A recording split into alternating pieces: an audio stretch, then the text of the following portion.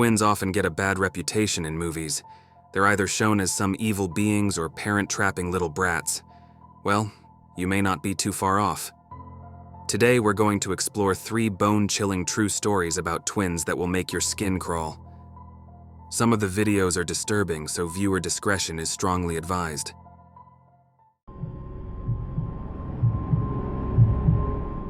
From all accounts, Swedish twins Ursula and Sabina Eriksson lived seemingly normal lives with their respective families.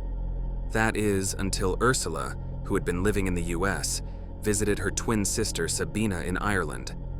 What followed was a spree of violence and shared madness that resulted in a series of chaotic traffic accidents, assaults, and finally murder. The events began on May 16, 2008, when, inexplicably, the sisters took a ferry from Ireland to England and boarded a bus in Liverpool en route to London. The twins apparently behaved erratically during the ride. The driver, suspecting they were on drugs, refused to let them reboard after a stop at a motorway service station and told them to walk it off. The service station manager called the police after observing them acting strangely. Officers arrived and questioned the women, but left after deeming them harmless. CCTV cameras soon spotted the pair walking down the middle of the M6 motorway, not caring about the speeding cars. It wasn't long before the police were called about the sisters who were causing all sorts of chaos to the traffic. That day, the police happened to be accompanied by a small television crew from the BBC who were filming an episode of Motorway Cops. The footage caught by the film crew captured every batshit insane moment that came after. Initially, the twins were questioned by the cops and appeared calm. That is, until Ursula, without warning, sprinted onto the motorway and ran directly into the path of an oncoming truck traveling at around 56 miles per hour. The police hadn't even had time to react when, seconds later, Sabina did the same thing and was struck head-on by a Volkswagen traveling at high speed. Ursula suffered 2 broken legs. Sabina was knocked unconscious for about 15 minutes. When she woke up, despite having been run over by a car, Sabina stood, struck an officer in the face, and again ran into traffic. It took 6 people to contain her. Meanwhile, Ursula, in a rage, screamed, spat, and scratched the officers in an attempt to resist medical treatment. She likely would have run back into traffic too, if not for those 2 broken legs. The M6 northbound lane was closed for over 4 hours, allowing an air ambulance to transport Ursula to a hospital and a road ambulance to take Sabina. 5 hours after the incident, Sabina was discharged from the hospital and taken into police custody. On May 19, 2008, 3 days after leaving Ireland, she attended a court proceeding where she pleaded guilty to charges of trespass on the motorway and assaulting a police officer. The court sentenced her to 1 day in prison with time served. She walked out the same day without ever undergoing a complete psychiatric evaluation. Leaving the courthouse, Sabina began wandering city streets of Stoke-on-Trent in an attempt to locate the hospital where her sister was taken. Around 7 p.m. that evening, she ran into 2 men, Glenn Hollinshead and his friend, Peter Malloy, who were out walking their dog. Sabina appeared friendly and inquired about any bed and breakfasts or hotels nearby. Mr. Hollinshead took pity on her and offered to take her back to his house. Soon, though, the men became alarmed by her odd behavior and paranoia in the house, as she constantly checked out the window as if being pursued by someone. Mr. Malloy left around midnight while Sabina stayed. The following day, for reasons never explained, Sabina stabbed Mr. Hollinshead in the head 4 times with a kitchen knife. He managed to stagger over to a neighbor's house, telling him, "She stabbed me," before collapsing and dying from his injuries. Sabina then ran from the house with a hammer in hand, periodically hitting herself over the head with it. A passing motorist saw this and attempted to give aid. While trying to wrestle control of the hammer away from her, Sabina screamed, took a roof tile out of her pocket, and struck him on the back of the head. By this point, police and paramedics had arrived and gave chase. The pursuit ended when Sabina jumped from a 40-foot bridge, breaking both her ankles and fracturing her skull. After being discharged from the hospital, police arrested her and charged her with murder. In September 2009, Sabina pleaded guilty to manslaughter with diminished responsibility. Both the prosecution and defense agreed that Sabina was insane at the time of the murder. However, she had become sane again by the time of her trial. Ursula, meanwhile, had been long since released from the hospital and eventually returned back across the ocean to the US. During the trial, the defense had argued that Sabina had suffered from a form of shared psychosis and was influenced by the presence of her twin sister, the primary sufferer of the twins' madness. Their bond had been so strong that when one sister lost her shit, the other did too. The judge seemed to agree. In the end, he concluded that Sabina had a low level of culpability for her actions and sentenced her to only 5 years in prison. No other explanation could be found.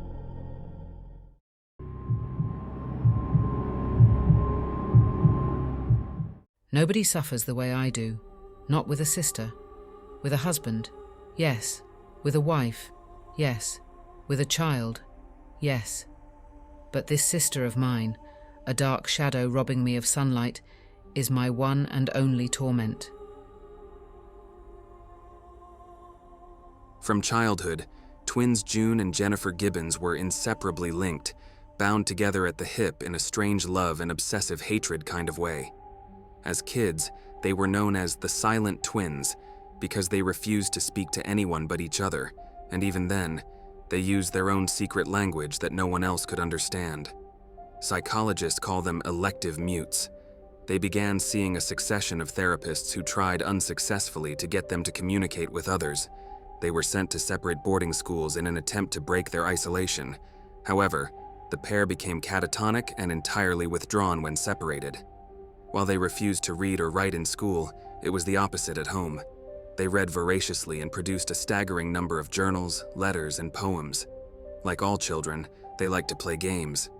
But instead of settling for Barbies or Monopoly, they had bizarre rituals where they decided which one would wake up in the morning first, or which one would breathe first, and the other one wasn't allowed to do anything until the first one did so. On the one hand, they were best friends. On the other, they occasionally tried to kill each other. Jennifer tried to strangle June with a radio cord. June attempted to drown Jennifer in the river. They were a passionate and violent pair, pitted in a deadly competition with each other yet united in an eerie psychic battle against the world around them. By age 18, the girls were budding delinquents, drinking heavily, smoking marijuana, and committing petty thefts and arson. They became notorious in the 80s as they carried out a 2-woman crime spree. They burned down a tractor store in October 1981, injuring a fireman and causing $200,000 worth of damage. 2 weeks later, they committed vandalism and attempted arson at a college near their home. That crime, finally, resulted in both sisters being declared psychopaths and sent to Broadmoor, England's most infamous maximum security hospital near London, for the criminally insane. The sentence was for indefinite detention. Toward the end of their 11-year stay at Broadmoor, the twins would pull off their magnum opus. From childhood, they had agreed that if one of them died, the other must begin to speak and live a normal life. While inside, they began to believe that one of them needed to go. After much discussion, Jennifer decided it would be her. Without explanation, the day that they were being transferred to a lower security hospital, Jennifer suddenly passed away. The official cause of death was a rare heart condition. As predicted, June became considerably less creepy after Jennifer died. Today, she continues to live a quiet life with her family, which, somehow, makes this whole thing even weirder.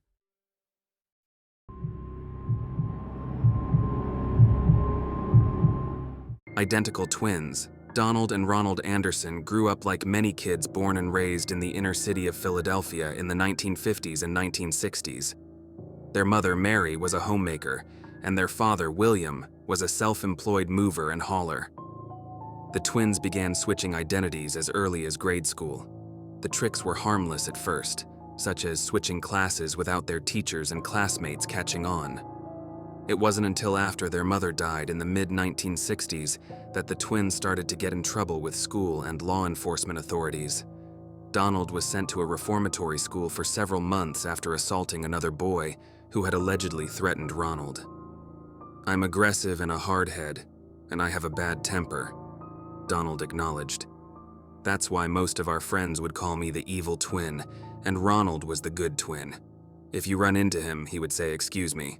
If you run into me, you will have trouble on your hands."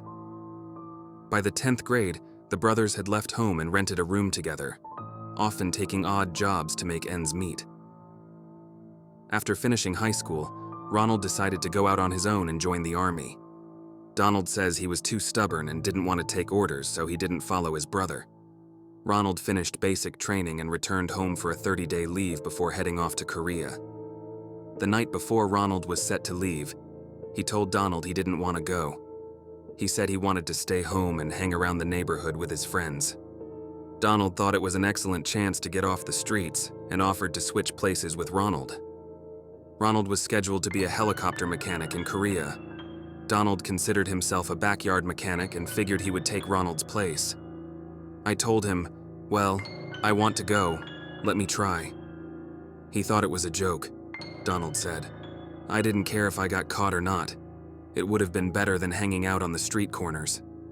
Ronald quickly agreed to the deal and taught Donald some basic Army rifle drills, how to identify an officer, and how to salute. The following day, Donald showered, shaved, cut his hair short, and dressed for the Army, in full uniform. After spending 2 weeks in orientation in Seattle, Donald arrived in Seoul, Korea, and started work as a helicopter mechanic. Donald said his only close call was when he would bump into guys who'd gone to basic training with his twin. But otherwise, nobody ever suspected the switch, he said. After his time in the service, Donald returned to Philadelphia and then to Ventura County, northwest of Los Angeles. Ronald had moved there in the late 1970s when he landed a job as a jet mechanic at the Point Mugu Naval Station. It wasn't until 1993 when Ronald, it seems, got himself into a bit of a pickle when he was arrested for spousal abuse and ordered to turn himself into jail to begin serving a 6-month sentence. Never one to take responsibility for his actions, Ronald decided he wouldn't show up. How he thought he'd get away with this is puzzling, especially since he didn't bother skipping town, or even moving out of the house he shared with his estranged wife. Also, because within days of failing to show up for his sentence, police were called out to the Anderson home, and Ronald was again arrested for assaulting his wife. Back at the police station, officers made a startling discovery. Ronald had been arrested days earlier for the same offense and was currently serving a 6-month sentence in prison. The police checked. He was still there. Before the time travel division could be called to unravel this apparent paradox, a friend of Ronald's cleared everything up and told them about Donald, his twin who had a habit of bailing his brother out of trouble. Apparently, when Donald showed up, the correction officers didn't bother checking his fingerprints because they didn't know he had a twin, never mind one stupid enough to take his place. It seems that when Donald learned his brother had no intention of serving his sentence, he checked himself into jail on Ronald's behalf. He claimed he went in without Ronald's knowledge because he saw his brother was in trouble, and he didn't want the cops looking for him. Donald himself was no stranger to prison, having had his own run-ins with the law over the years. Donald insisted that his brother was too soft and delicate to spend time in prison, even though Ronald was a violent criminal who repeatedly threatened to murder his wife. "I took my brother's place because he had all these problems," said Donald. "My brother has never been in jail for a long time. I've been in jail. I could handle it." Since no one had caught them when Donald went to Korea for Ronald, the twins kept pulling the old switcheroo every time Ronald got into trouble, which was often. Donald already having served time in jail on Ronald's behalf on 3 other occasions dating back to their time in Philadelphia. Donald thought it would work this time too.